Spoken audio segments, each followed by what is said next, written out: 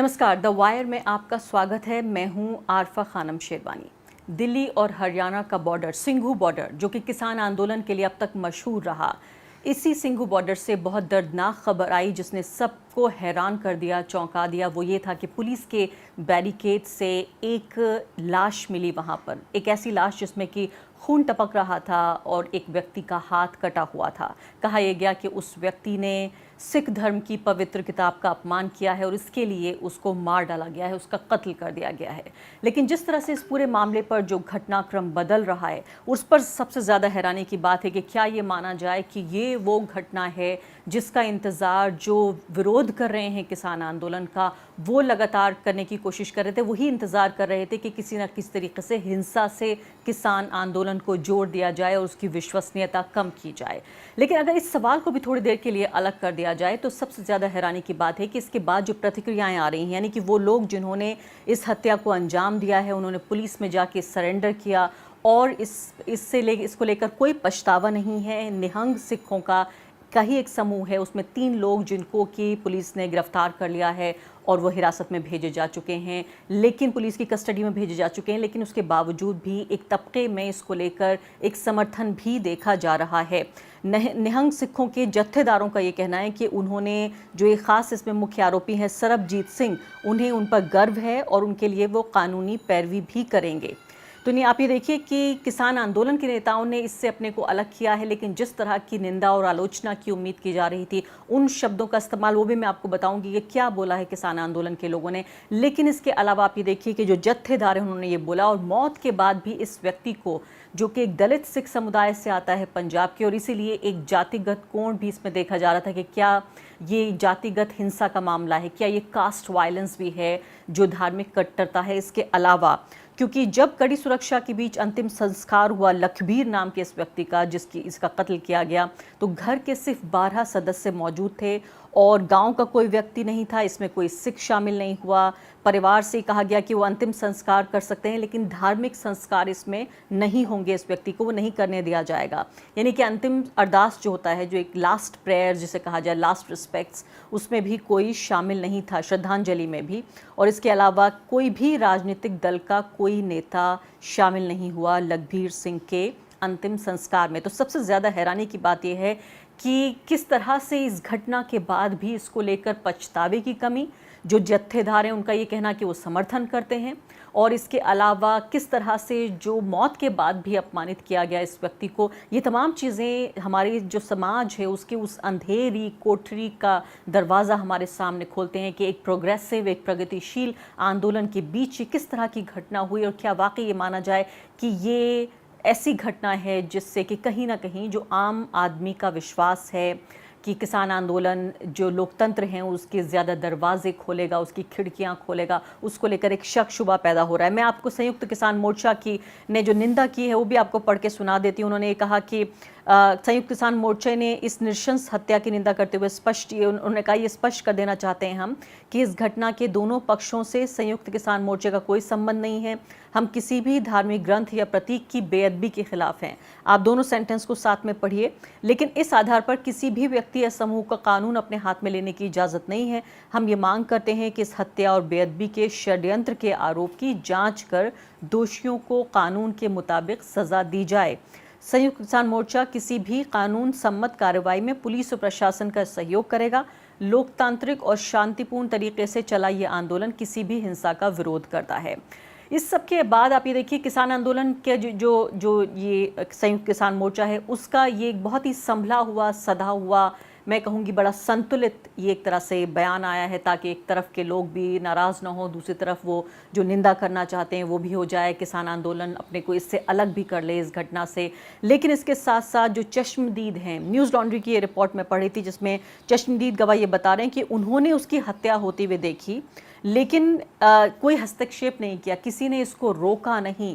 तो इसमें बहुत सारे पहलू उभर कर आ रहे हैं इस पूरे घटना में, जो कि चौंका देने वाले हैं कि वहाँ पर एक इतने सारे लोगों की मौजूदगी में पुलिस भी ज़ाहिर है बड़ी तादाद में वहाँ मौजूद है। वहाँ तो ज़रा सी अफवाहों पर पुलिस कार्रवाई करती है, लेकिन किसी ने भी इस घटना को रोकने की कोशिश नहीं की। तो क्या वाकई जिस साजिश, जिस कंस्पिरेसी का जिक्र बार बार होता रहा क्या उसके सबूत यहाँ देखने को मिल रहे हैं? मेरे साथ दो खास मेहमान मौजूद हैं। गुरदीप सिंह सप्पल हैं, कांग्रेस पार्टी के स्पोक्स पर्सन हैं, लेकिन सिर्फ यहाँ कांग्रेस पार्टी के प्रवक्ता की हैसियत से नहीं, बल्कि एक ऐसे व्यक्ति के तौर पर मैंने उनको बुलाया है इस कार्यक्रम में जो कि पंजाब को भी जानते हैं, राजनीति को भी जानते हैं, किसान आंदोलन को भी नज़दीक से देख रहे हैं और सिख धर्म की भी बुनियादी जो चीज़ें हैं उन पर अपनी एक राय रखते हैं, उसको भी अच्छे तरीके से जानते हैं। और साथ ही मेरे साथ किसान आंदोलन का बड़ा चेहरा योगेंद्र यादव वो भी मौजूद हैं। गुरदीप जी, सबसे पहला सवाल मेरा आपसे यही होगा कि ये पूरा जो एक तरह से हत्याकांड हुआ, ये जो सनसनीखेज हत्या हुई जिसने कि हर किसी को चौंका दिया और बुरी तरीके से बहुत चक्का कर दिया, आपने इसे किस तरह से देखा? क्या आप देख रहे थे, जैसे अंग्रेजी में कहते हैं, यू सॉ इट कमिंग? अरफा जी, पहले तो ये जो हत्याकांड हुआ ये इतना क्रूर है, इतना जघन्य है और इतना अमानवीय है कि इसकी साफ साफ शब्दों में निंदा होनी चाहिए और निंदा हम कर भी रहे हैं।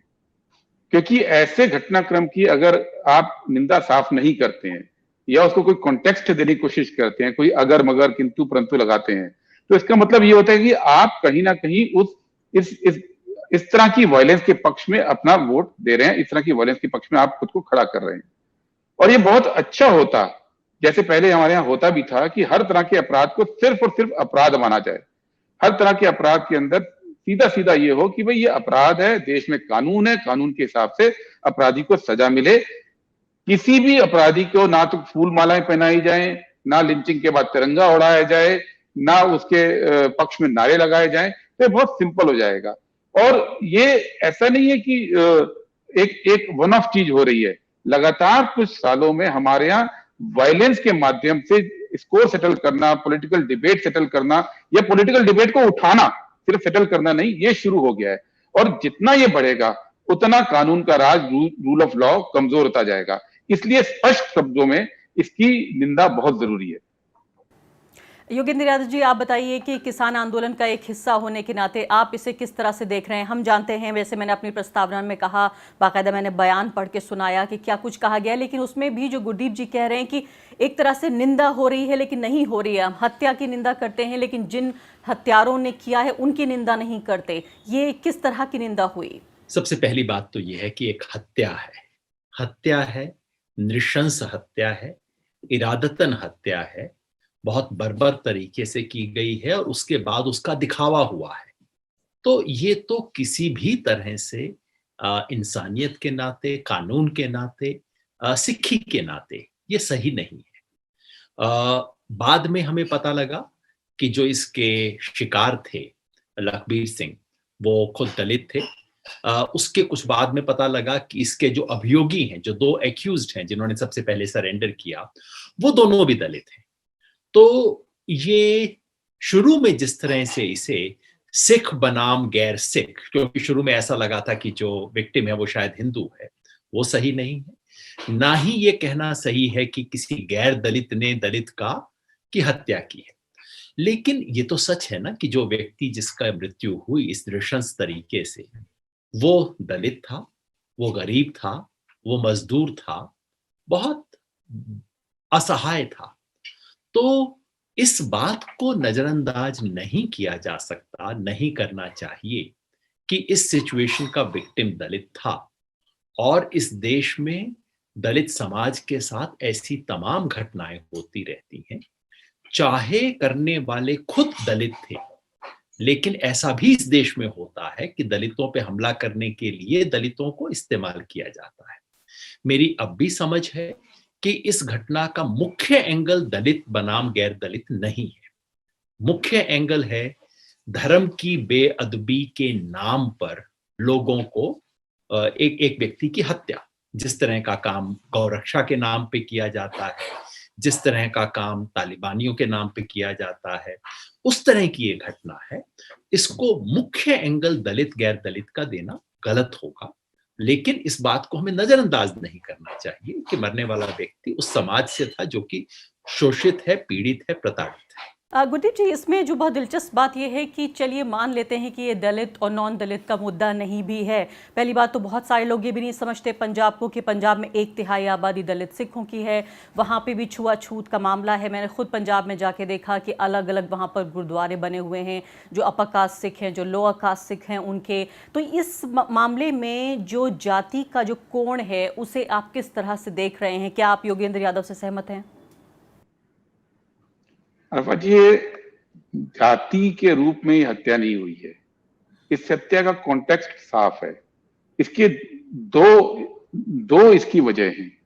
एक वजह है जो साफ तौर पर नजर आती है कि बेअदबी का मामला है, लेकिन बेअदबी के मामलों में कानून साफ है और किसी को अपना हाथ में कानून लेने की इजाजत इस देश में नहीं हो सकती। हम एक लोकतांत्रिक संवैधानिक मुल्क हैं, हमारे अपने नियम कानून है, और अगर बेअदबी भी एक क्राइम है और उससे निपटने का तरीका है तो उन लोगों को उनको पुलिस को देना चाहिए था।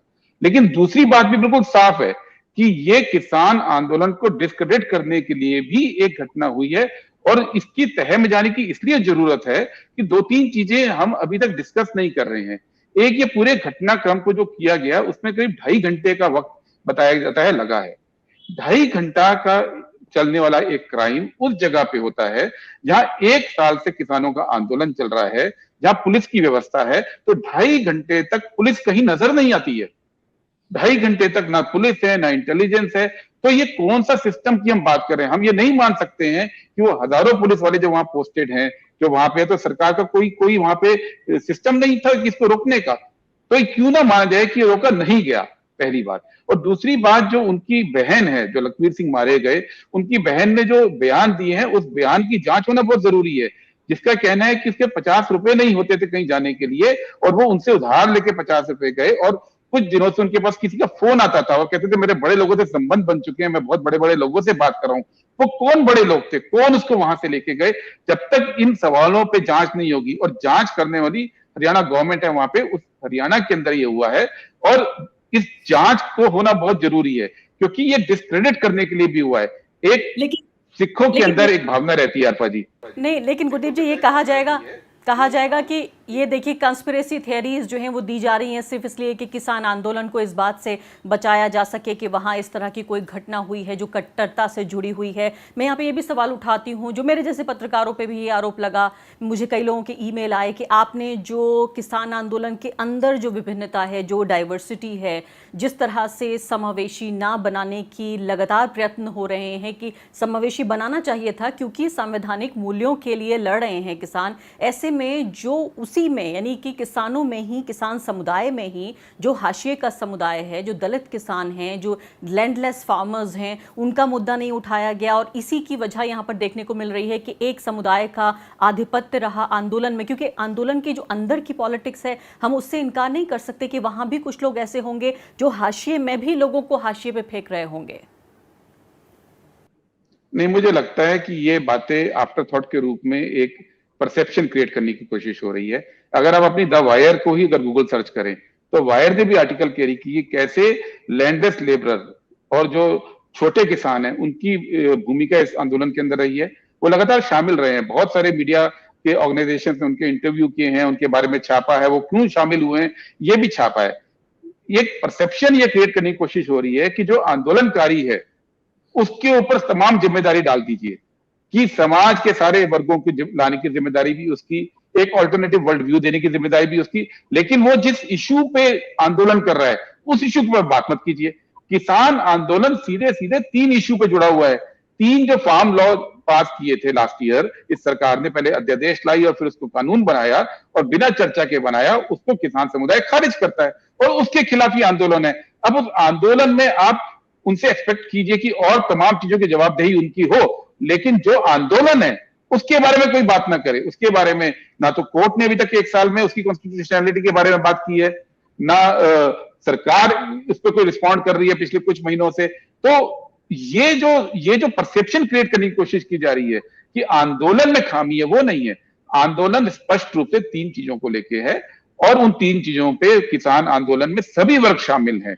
कोई कम कोई ज्यादा हो सकता है क्योंकि वो हमेशा होता है कोई, लेकिन ये कहना कि लैंडलेस लेबर शामिल नहीं है या छोटा किसान शामिल नहीं है, वो मुझे लगता है कि वो ठीक नहीं है। जी हाँ, योगेंद्र जी, यही सवाल मेरा आपसे होगा कि चूंकि उम्मीद ज़्यादा की जा रही है, जो गुरदीप जी कह रहे हैं उसमें कोई दो राय नहीं है, लेकिन उसके साथ साथ इस बात को भी समझना ज़रूरी होगा कि जहां हम संवैधानिक मूल्यों की बात कर रहे हैं, लोकतंत्र की बात कर रहे हैं, राइट टू लाइफ और लाइवलीहुड की बात कर रहे हैं, तो जब आप इस तरह की मूल्यों की बात करेंगे तो आपसे उम्मीद भी ज़्यादा की जाएगी। तो इसीलिए ये माना जा रहा है कि जितना इंक्लूसिव होना चाहिए था, वही जो एक छोटा सा लिबरल वर्ल्ड, उदारवादी भारत का एक हिस्सा बचा है, वही ये डिमांड कर रहा है कि जितना समावेशी होना चाहिए था किसान आंदोलन को, उतना नहीं है, और इसके बहाने, इस हत्या के बहाने उस सवाल पर वापस लौट रहे हैं हम। आरोप के रूप में सही नहीं है, विश्लेषण के रूप में सही है। इसमें कोई शक नहीं है कि आज ही नहीं, पिछले 30-50 साल में जिस देश में जितने भी बड़े किसान आंदोलन रहे हैं, वो मुख्यतः भूस्वामी किसान के आंदोलन रहे हैं। भूमिहीन किसान का मुद्दा उसमें तो होता ही नहीं था। मैं समझता हूं इस आंदोलन का एक महत्व ये है कि इस आंदोलन ने बार बार भूमिहीन किसान की आवाज को उठाया है। हमारी किसान की परिभाषा में हर बार हमने कहा है, भूमिहीन मजदूर किसान है। ये वो आंदोलन है जिसने डॉक्टर आंबेडकर को अपने एक प्रतीक के रूप में अपनाया है। ये वो आंदोलन है जिसने मनरेगा के मजदूरों के सवाल को भी उठाया है। ये आपका कहना बिल्कुल सही है कि इस सब के बावजूद क्या इस आंदोलन में भूमिहीन किसानों की भागीदारी उतनी है जितनी होनी चाहिए? नहीं है। लेकिन ये कहना कि ये कोई ऐसा षड्यंत्र है उनको बाहर रखने का, वो बात सही नहीं है, आरोप के तौर पे सही नहीं है। लेकिन किसान आंदोलन के एक सहभागी के नाते मैं जरूर कहना चाहूंगा, और मैंने बार बार कहा है कि हमें जो बटाई वाला किसान है और जो भूमिहीन किसान है, इन दोनों को आंदोलन में शामिल करने के लिए कहीं ज्यादा कोशिश करने की जरूरत है। जी हाँ, गुरदीप जी, मुझे ये बताइए कि चूंकि आप एक ऐसे व्यक्ति हैं सिर्फ राजनीति नहीं बल्कि समाज को भी अच्छे तरीके से समझते हैं, सिख धर्म को भी अच्छे तरीके से समझते हैं। मैं यहाँ सिख धर्म का क्रिटिसिज्म नहीं करना चाहती, लेकिन हर समाज में, हर धर्म में एक ऐसा तबका ज़रूर है जो कि कट्टर है, चाहे वो हिंदू हो, मुसलमान हो, सिख हो, ईसाई हो। वो अलग बात है कि हमें ये देखना ज़रूरी है, ये चेक करना ज़रूरी है कि ये जो कट्टरपंथी तबका है ये बड़ा ना हो जाए, पहली बात। दूसरी बात ये है कि क्या इस कट्टरपंथी तबके को एक बड़े समाज का कहीं समर्थन ना मिल जाए, क्योंकि तब फिक्र की बात है। ऐसा नहीं है कि वो छोटा तबका फिक्र की बात नहीं है, लेकिन इसका अगर साइज बढ़ जाता है तो ये वाकई एक सामाजिक तौर पे भी फिक्र की बात है। मैं आपसे ये जानना चाहती हूँ कि अभी देखिए कि जो अंतिम संस्कार हुआ है उसमें सिर्फ परिवार के 12 सदस्य शामिल हुए हैं, और ये भी कहा जा रहा है कि इसमें कोई सिख शामिल नहीं हुआ है, ये भी खबर आई है। और अंतिम संस्कार करने के अलावा जो धार्मिक संस्कार होने चाहिए थे वो नहीं हुआ, अंतिम अरदास के लिए भी कोई वहाँ पर मौजूद नहीं था। तो क्या आप मुझे ये बताइए कि क्या सिख समुदाय के अंदर ही कोई जो ये निहंग सिख हैं या निहंगों का एक जो समूह है जो इसको जस्टिफाई करने की कोशिश कर रहा है? पहली बात तो इसका ओरिजिन आप कहाँ से देख रहे हैं, और क्या एक वाइडर इसको एक्सेप्टेबिलिटी है? अरफा जी, आपने ठीक बोला कि कोई भी धर्म होगा उसके अंदर कुछ ना कुछ वर्ग ऐसा जरूर होता है जो कट्टर होता है। जहां तक इस घटना की बात है, हमको सिख धर्म की जो सेंटिमेंट्स हैं वो स्पष्ट होते हैं कि वो जो गुरु ग्रंथ साहिब है उसको जीवित गुरु का स्वरूप मानते हैं। वो मानते हैं कि हमारे जीवित गुरु गुरु हैं, और उनके साथ कोई भी बेअदबी होती है तो वो रिएक्ट करते हैं। अब सवाल ये कि रिएक्शन कैसा होना चाहिए था। रिएक्शन, क्योंकि बेअदबी करना सिर्फ गुरु ग्रंथ साहिब की नहीं बल्कि किसी भी धार्मिक ग्रंथ की बेअदबी करना भारत में एक क्राइम है, उस क्राइम की सजा है। तो जो मेजॉरिटी ऑफ जो सिख लोग हैं वो इस बात को समझते हैं, और ये बात उन वर्गों को भी समझनी पड़ेगी कि ऐसा ना हो कि अपने गुरु के लिए जो सम्मान है उसका मिसयूज कोई और कर रहा हो। ये समझना बहुत जरूरी है उन वर्गों को भी जो अचानक से इतने क्रोध में आके उन्होंने घटना को अंजाम दिया कि खुद सिखिज्म के जो टोटल जो जो एक देखिए एक नया धर्म बना था ये, और जिसके अंदर बेसिक जो चीज है वो है सबके साथ बराबरी। बेसिक जो वैल्यू है वो है मानवीय वैल्यू, कि आप युद्ध में भी जाएंगे तो दुश्मन को पानी पिलाएंगे। उस वैल्यू के साथ सिख धर्म पनपा है, और अगर वो वैल्यू कमजोर होती है किसी भी वजह से तो वो ठीक बात नहीं है। और लेकिन लार्जर अगर आप सिख धर्म की बात करें तो ऐसा नहीं है कि सबके सब लोग वायलेंस के पक्ष में खड़े नजर आते हैं, कुछ वर्ग हो सकता है हो। इसमें सरकार की इतनी ज्यादा जिम्मेदारी बनती है कि जब भी ऐसी घटना हो तुरंत न्यायिक कार्रवाइयां होनी चाहिए। मैं बार बार क्यों बोलता हूं इस बात को कि वहां पे पुलिस क्या कर रही थी। हम पूरी की पूरी डिबेट इस पे करते हैं जो क्रिमिनल है, क्रिमिनल ने क्राइम किया, उसने क्राइम किया और वो क्राइम को अंजाम दिया जिसकी मैंने भी निंदा की, लेकिन वो क्राइम हुआ एक ऐसी जगह पे जहां पे कि 1 साल से आंदोलन चल रहा है, जहां पुलिस की इतनी बड़ी फोर्स रहती है, जहां हम ये मान के चलते हैं कि सादी वर्दी में भी पुलिस होंगी, जहां हम ये भी मान के चलते हैं कि इंटेलिजेंस के लोग भी हर समय रहते होंगे, तो वो होने क्यों दिया गया? डिबेट मुझे लगता है इस इश्यू पे ज्यादा हमको प्रोब करना चाहिए, क्योंकि हर समाज के अंदर, हर वर्ग के अंदर आपको कुछ ऐसे लोग मिल जाएंगे जो उग्र होते हैं, या कुछ ऐसे लोग मिल जाएंगे कि जिनका इस्तेमाल भी किया जा सकता है, कुछ ऐसे लोग भी मिल जाएंगे जो अपना आपा खो के करते हैं और वो उसका खामियाजा पूरे पूरे समुदाय को भुगतना पड़ता है। तो इसलिए ऐसा नहीं है कि सिख धर्म के अंदर इसको लेके बहस नहीं है, लेकिन सरकार अगर अपना कानून नहीं करेगी, काम नहीं करेगी, कानून काम नहीं करेंगे। इसलिए मैंने शुरू में बोला था कि हम वो दिन वापस चाह रहे हैं जहां पे हर क्राइम को केवल आप क्राइम माने।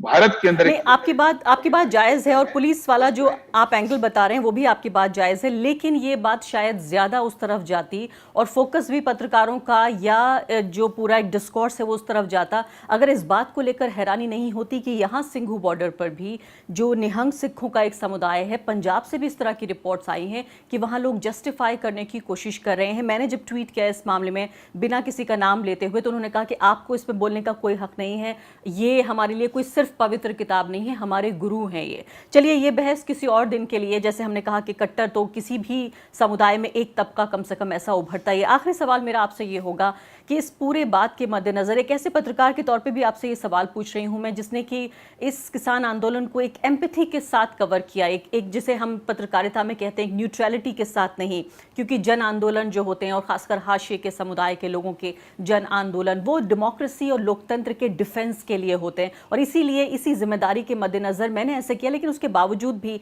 इस पूरी घटना से कहीं ना कहीं मेरे जैसे लोग भी थर्रा गए हैं कि क्या ये काला दिन है। किसान आंदोलन जो 10 महीने से चल रहा है, किसानों ने क्या क्या कुर्बानियां नहीं दी इस आंदोलन को खड़ा करने के लिए, आपको लगता है कि इससे जो विश्वसनीयता है आम लोगों में वो कम होगी, कमजोर पड़ेगा किसान आंदोलन?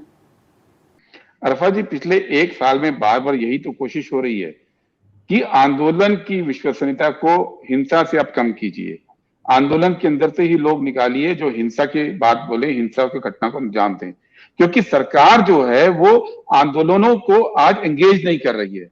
सरकार प्रोटेस्ट को उनका लोगों का अधिकार नहीं मान रही है और ये मान रही है कि या तो आंदोलन को कुचलना है या आंदोलन को बदनाम करना है। ये सरकारी नीति है और बदनाम करने के नए नए तरीके भी इजाद होते रहेंगे, नए नए मौके भी मिलते रहेंगे, लेकिन आंदोलन अपनी जगह पे है।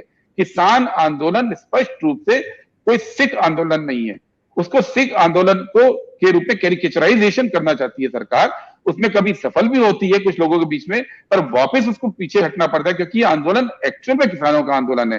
ये आंदोलन केवल पंजाब का नहीं है, ये आंदोलन केवल सिखों का नहीं है, ये आंदोलन किसानों की अपने अधिकारों का है और उसको झटका भले ही पहुंचता हो, लेकिन आंदोलन का जो स्वरूप है वो अभी भी बरकरार रहेगा, ये मेरा पर्सनली मानना है। गुरजीत जी आपका शुक्रिया, लेकिन आखिरी सवाल यही मैं पूछ लेना चाहती हूँ योगेंद्र यादव जी से भी। योगेंद्र यादव जी, ये बताइए कि अब एक किसान आंदोलन के एक प्रमुख चेहरे और जिम्मेदार व्यक्ति के तौर पर अब आप भविष्य क्या देख रहे हैं? जो गुरदीप जी कह रहे हैं कि जिस चीज़ की आशंका थी, जिस चीज़ का इंतजार था, एक तरह से वही अवसर दे दिया गया कि चलिए इसके जरिए ही हिंसा से जोड़कर या सिख धर्म से जोड़कर इसको कहीं ना कहीं डिस्क्रेडिट करने की कोशिश की जाए। किस तरह से भविष्य देख रहे हैं आप आंदोलन का?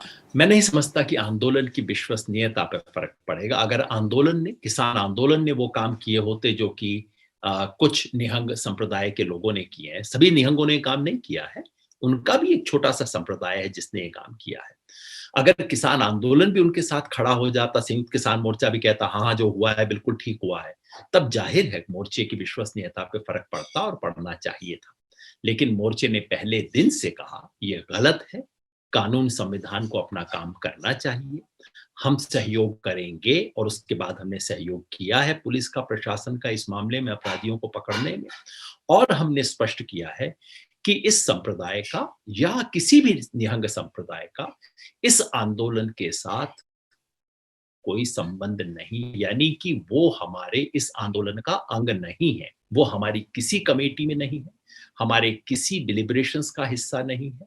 हमने किसान संसद की उनका एक प्रतिनिधि हमारे साथ नहीं गया, तो ये स्पष्ट करने के बाद इसका किसान आंदोलन पे असर नहीं पड़ना चाहिए। लेकिन जब आपके बरामदे में कुछ होता है तो उसका छींट तो आप पे पड़ता है, और मैं समझता हूं कि किसान आंदोलन इसके लिए काफी सजग है। हमने अभी तक कुछ किया है और मुझे उम्मीद है आने वाले दिनों में और भी कुछ करेंगे। बहुत बहुत शुक्रिया आपका योगेंद्र यादव जी, गुरदीप सिंह सपल, दोनों मेहमानों का। तो हम उम्मीद यही करते हैं कि जितना बड़ा जन आंदोलन, हजारों लाखों लोगों की कितनी बड़ी बड़ी कुर्बानियों से ये आंदोलन खड़ा हुआ है, एक जो हिंसा की घटना है उससे इसकी विश्वसनीयता कम नहीं होगी। हालांकि ये भी किसान आंदोलन की ही जिम्मेदारी है कि इस बात को सुनिश्चित करे कि इस मामले में जो व्यक्ति दोषी है उन पर पूरे तरीके से कार्रवाई हो। अपने को जिस तरह से अलग करने की कोशिश कर रहा है किसान आंदोलन इस हिंसा से, वो तो अच्छी बात है, लेकिन क्या आरोपियों से इसको अलग कर सकता है? क्या ये इंसाफ की बात होगी? ये महत्वपूर्ण बात है, क्योंकि जैसे मैंने कहा कि जब आप कुछ मूल्यों के लिए खड़े होते हैं तो आपसे ज्यादा उम्मीद की जाती है। यही हम भी उम्मीद कर रहे हैं कि जो एक कट्टर तबका अगर उसी आंदोलन के बीच भी पनप रहा है उस पर भी जरूर बातचीत होनी चाहिए और उससे किसान आंदोलन अपने को अलग करे, ये भी महत्वपूर्ण है। बहुत बहुत शुक्रिया। द वायर के और वीडियोस देखने के लिए सब्सक्राइब करें और बेल आइकन पर क्लिक करें। स्वतंत्र पत्रकारिता की आर्थिक मदद करने के लिए डिस्क्रिप्शन में दिए गए लिंक पर जाएं और अपनी राशि चुनें।